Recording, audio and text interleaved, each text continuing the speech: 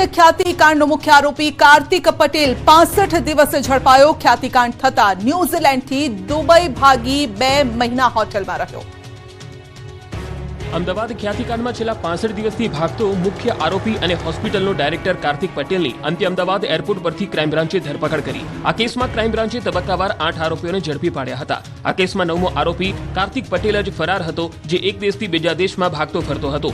બીમાર પત્નીની સારવાર માટે કાર્તિક પટેલ 3 નવેમ્બરે અમદાવાદથી ઓસ્ટ્રેલિયા ગયો હતો અને 11 નવેમ્બરે ન્યુઝીલેન્ડ ગયો અને 12 નવેમ્બરે ખ્યાતિકાંડ થતા તે દુબઈ ભાગ્યો હતો, જ્યાં તે 2 મહિના હોટલમાં રોકાયો હતો। પરંતુ પત્નીની તબિયત બગડતા તે દુબઈથી પાછો ફર્યો અને ક્રાઇમ બ્રાન્ચે દબોચી લીધો। આરોપીની પ્રાથમિક પૂછપરછ દરમિયાન જાણવા મળ્યું કે કાર્તિક પટેલના માર્ગદર્શન હેઠળ જ ગામે ગામ કેમ્પ કરવામાં આવતા હતા, દર્દીઓને શોધવામાં આવતા હતા। પીએમજે યોજના સહિતના વ્યવહારો અંગે ક્રાઇમ બ્રાન્ચ તપાસ કરી રહી છે। 33 બેંક એકાઉન્ટની ફોરેન્સિક તપાસ ચાલી રહી છે। કાર્તિક 142 આંબલી બોપલ રોડ ખાતેની ઓફિસે તથા હોસ્પિટલ ખાતે હોસ્પિટલના ડાયરેક્ટર્સ તથા મેનેજમેન્ટની મીટિંગો લેતો હતો। કાર્તિક પટેલ તેમની બીજી ફર્મમાંથી ખ્યાતિ હોસ્પિટલમાં અનસિક્યોર્ડ લોન આપી હોસ્પિટલમાં પોતાનું રોકાણ વધારતો હતો। નરોડા ગેલેક્સી 4 રસ્તા પાસે ગાયત્રી બિલ્ડર દ્વારા નિર્માણ થઈ રહેલ નવા બિલ્ડિંગમાં નવી મલ્ટી સ્પેશિયાલિટી હોસ્પિટલ બનાવવાનો પ્લાન હતો, જે બિલ્ડિંગ ભાડા પેટે મેળવવા બિલ્ડર સાથે એગ્રીમેન્ટ કરાર કરવામાં આવ્યો હતો। પરંતુ બિલ્ડરનું કામ પૂરું થયું ન હોવાથી તેમજ વીયુ પરમિશન આવેલ ન હોવાથી કોઈ લીગલ ડોક્યુમેન્ટની કાર્યવાહી કરવામાં આવી નહોતી। પોતાને કોરોના થયો તે વખતે કોઈ હોસ્પિટલમાં એડમિટ થવા જગ્યા ન મળતા પોતે હોસ્પિટલ બનાવવાનું નક્કી કર્યું હતું। આરોપી કાર્તિક પટેલ 2021માં એશિયન બેરિયાટિક એન્ડ કોસ્મેટિક હોસ્પિટલમાં ભાગીદાર તરીકે જોડાયો હતો। કાર્તિક પટેલ ખ્યાતિ હોસ્પિટલના ચેરમેન છે। હોસ્પિટલના તમામ નાણાકીય વ્યવહાર કાર્તિક પટેલની એકલાની સહીથી જ થતા હતા। રાણીપમાં દબાણ દૂર કરવા ગયેલી ટીમ પર હુમલો। ગુજરાતમાં હાલ રાજ્યભરમાં ગેરકાયદેસર દબાણ દૂર કરવા માટેની કાર્યવાહી હાથ ધરવામાં આવી છે।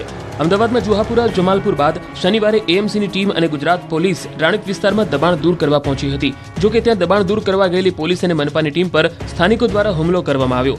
અમદાવાદના રાણીપમાં રામજીભાઈ ખાડિયાની ચાલીમાં મનપાની ટીમ પર સ્થાનિક લોકો દ્વારા હુમલો કરવામાં આવ્યો હતો। દબાણ દૂર ન કરવા દેવાના પ્રયાસ રૂપે સ્થાનિકો દ્વારા પથ્થરમારો પણ કરવામાં આવ્યો। આ સિવાય પીએસઆઈનો કોલર પકડી મારી નાખવાની ધમકી આપી હતી। અન્ય પરિવારજનોએ આત્મહત્યાની પણ ધમકી આપી। પોલીસે 2 મહિલા સહિત 5 સામે ફરિયાદ નોંધી છે।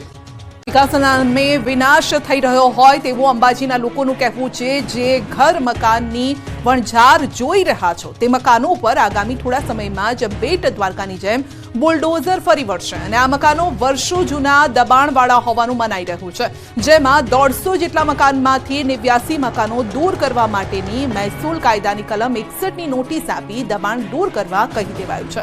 અંબાજી ગબ્બર વચ્ચે બનનાર શક્તિ કોરિડોર માટે આ મકાનો હટાવવા માટેની તજવીજ હાથ ધરાઈ રહી છે અને છેલ્લે આસ્થાનો સહારો લઈ માલધારી સમાજના લોકોએ માતાજીને ધજા સ્વરૂપે પોતાની ફરિયાદ અને આવેદન પત્ર લઈ અંબાજી મંદિરે પહોંચી માતાજીને અર્પણ કર્યું છે।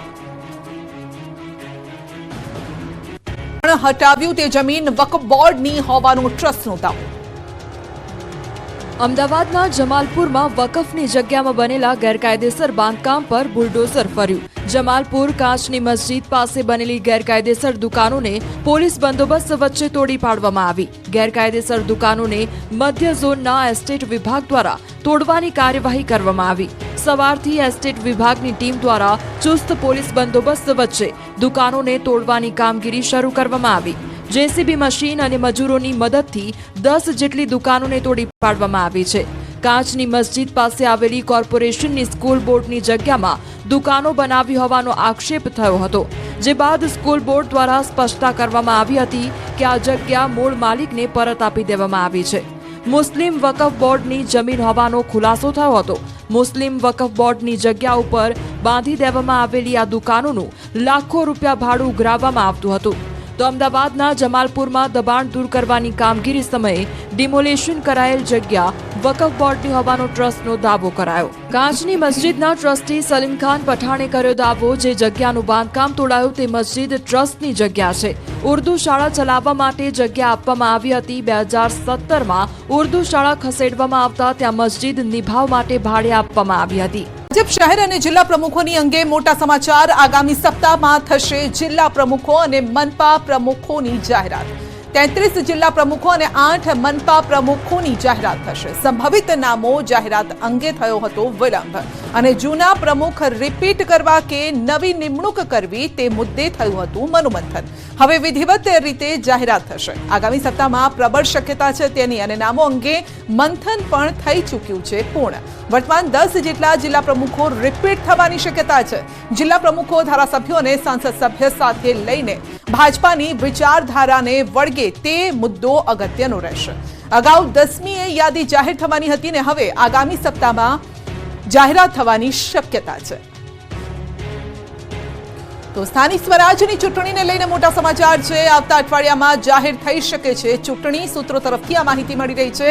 બજેટ સત્ર શરૂ થાય તે પહેલા ચૂંટણી પ્રક્રિયા પૂર્ણ થવાની શક્યતા છે. ખેડા જિલ્લા પંચાયત, જૂનાગઢ મહાનગરપાલિકા સામાન્ય ચૂંટણી યોજાશે.